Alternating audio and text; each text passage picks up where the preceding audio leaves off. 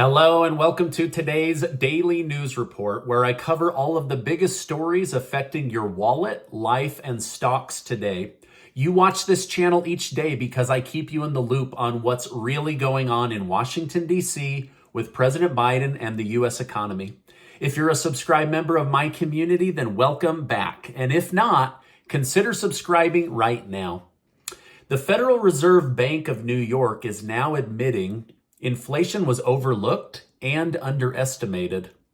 He said the average American household will have to come up with 8% more to keep up with the standard living that they've become accustomed to. He said people over the age of 59 will experience the greatest hurt of around 9% inflation, and those under the age of 45 will experience the least amount, but it will still be high, coming in at around 7.8%. So we're all dealing with this high inflation. And even though it doesn't really help, it's nice to at least hear the Federal Reserve say, hey, we totally goofed this up. We overlooked it and underestimated it. However, there is one bill most Americans have that could be coming down in price. The Biden administration has been working with 20 of the nation's top internet providers to lower the cost of internet for lower income families. Under the Affordable Connectivity Program, a family will submit an application for an internet grant, which would take into account their income, their monthly bills, their net worth, and then it would assign them a monthly internet bill rate. So this is good news that Biden shared today, and tens of millions, many of you right here in my YouTube community will qualify for. So that's a bill that should be coming down in price. Now, in some cases, those that are in the lowest income bracket or fixed income, your internet could be free going forward. So you'll want to look into, you'll definitely want to look into the Affordable Connectivity Program to see if you qualify for lowering that bill. CNN says that they fact-checked President Biden, and Biden has overinflated his personal effect on the nation's annual deficit. Biden said recently he had reduced the nation's deficit with smart spending and cutbacks by $350 billion. However, CNN's analyst shows the areas that saved money didn't have much to do with President Biden's policies, and that the Congressional Budget Office had predicted that if he just left everything in place when he became president, the national deficit would have dropped by $870 billion. So his claim that he affected the national budget by $350 billion is wrong. It's erroneous. And in fact, it shows that he spent $500 billion more than Congress's Congressional Budget Office had predicted. The United States also released info on new sanctions that will be imposed on Russia. Russian companies and citizens will now no longer work with you if you are in consulting, marketing, or accounting services. Furthermore, 2,600 high-ranking Russians will also have new visa restrictions placed on them. The U.S. also placed more sanctions on major Russian news outlets, so Americans can no longer contribute to producing disinformation. These new sanctions came after President Biden and President Zelensky had a video talk with other world leaders regarding these topics. During the call, the group of leaders committed to phasing out or banning Russian oil altogether. President Zelensky had previously called on President Biden to visit Ukraine, so these video calls may have been their attempt to fulfill that request.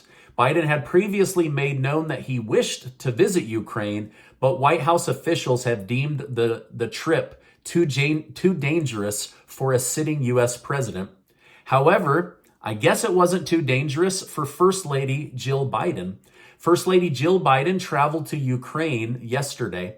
She spent time with victims and viewed locations where humanitarian operations are taking place.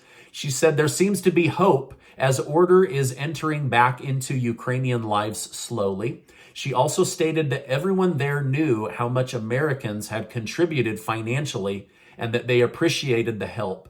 A surprise Mother's Day meeting with the First Lady of Ukraine, Olena Zelensky, was held, and the two shared that they have mutual respect and admiration for each other. Canadian Prime Minister Justin Trudeau also recently took a surprise trip to Ukraine. After the trip, he did an interview with Reuters in which he stated Putin is inflicting atrocities upon civilians, and it's all something that he is doing because he thought he could win, but he is going to lose.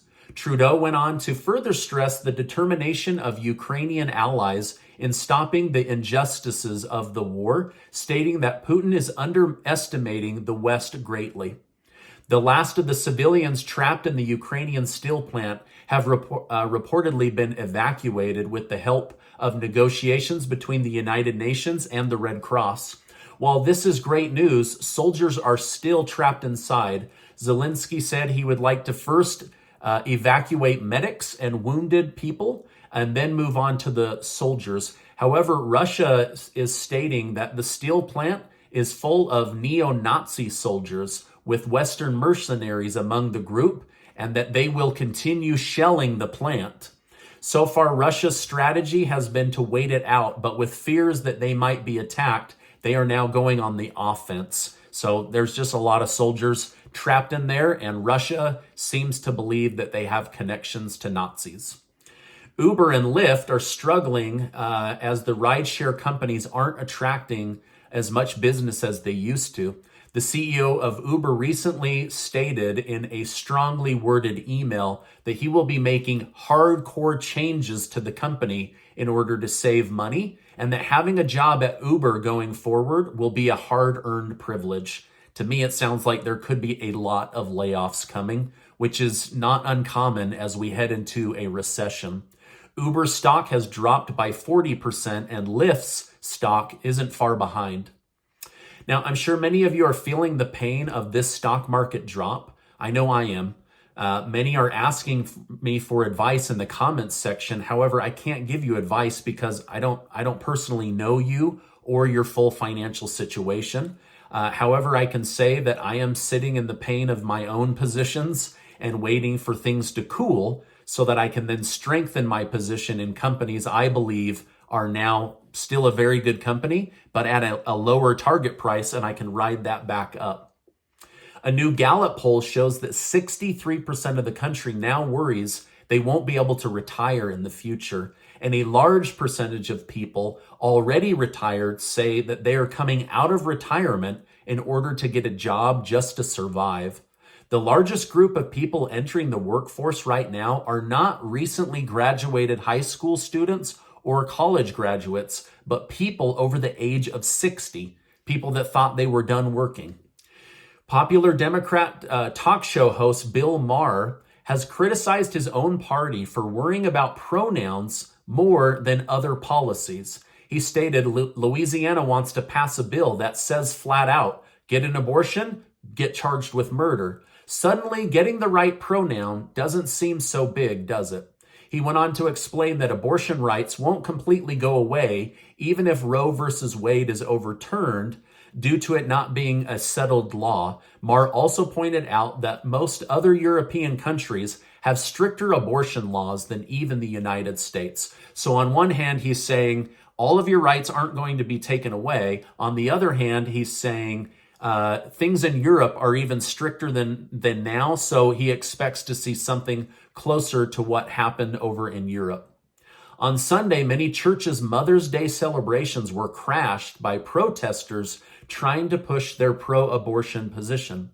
Nancy Pelosi publicly criticized her nephew, Governor Gavin Newsom of California, for supporting abortion, but not supporting it as aggressively as she thinks he should. Supreme Court Justice Clarence Thomas said, "It is so wrong to try to politically pressure or bully the justices of the Supreme Court." And Justice Alito has had to secretly move to an undisclosed location because the harassment on his life has become too dangerous. Earlier today, President Biden came out and said, "Do not harass the justices. You have a right to peacefully protest, not aggressively protest." Those mothers that have chosen to keep their babies are in a panic as well, as more and more stores are running out of baby formula.